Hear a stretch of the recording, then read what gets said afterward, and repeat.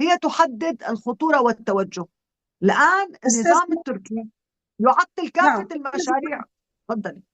حضرتك ألمحت وأشرت إلى أن الإسلام السياسي يقف في وجه هذا المشروع ويعيد هذه الدول إلى الوراء، ولكن ما بتعتقدي أنه الإسلام السياسي نفسه قد يستخدم أو قد يكون قد استخدم كأداة من أجل تنفيذ هذا المشروع، يعني الانتقال بسايكس بيكو السياسي إلى سايكس بيكو اقتصادي، يعيد رسم خرائط المنطقة وأنظمتها على ضوء ممرات ومسارات الطاقة والسكك والموانئ بشكل أمريكا تواجه الصين؟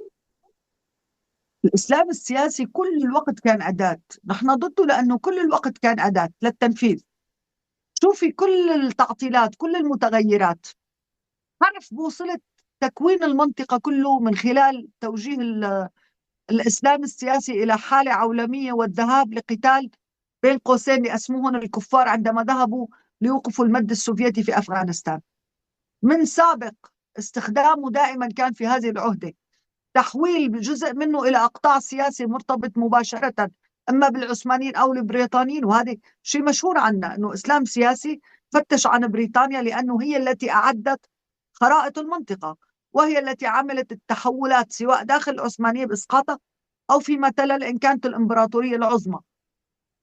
الإسلام السياسي ولا مرة إلا كان أداة حقبة صغيرة وعلى مستويات أشخاص حاول أن يكون جزء من حركات التحرر المنطقة إبان المواجهات مع الاستعمار الغربي، لكن سرعان ما أعيدت قولبته عن طريق نصوص وكتابات وغيره. وأين هو الإسلام السياسي لم يعمل؟ أين لم يكن سبب من أسباب إقصاء الآخر وتخلف المنطقة ومعاداة الحضارة وتكريس السلاطين؟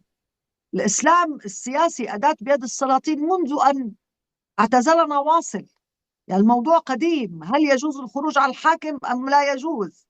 منذ أن رفض الشيخ الحسن البصري أن يجيب على هذا السؤال ونحن ما زلنا في تلك المكان ولم نتغير. نعم. طول الوقت يستثمر في الإسلام السلطان أو مشايخ السلطان أو سميهم ما شئت، يستخدم طول الوقت لمنع أي إنسان من أن يفكر.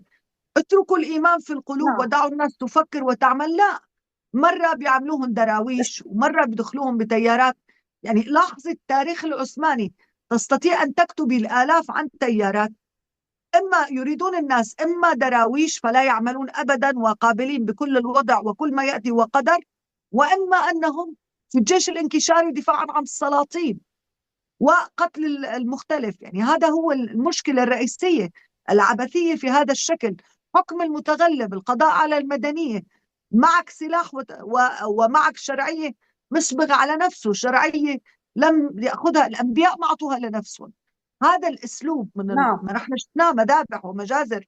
ولا مرة إلا أستاذ كان مايس، أعطيني رسم حدود مرة واحدة إن لم يكن على يد الجماعات المتطرفة. هم يفرغوا المناطق، نعم. يهجروا الناس، يقتلوا ويذبحوا دائما.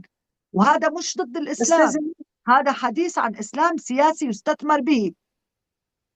نعم. بالوقت المتبقي عندي سؤالين. السؤال ما قبل الأخير بيتعلق بالمستقبل. اليوم الشعوب المتنوعة في لبنان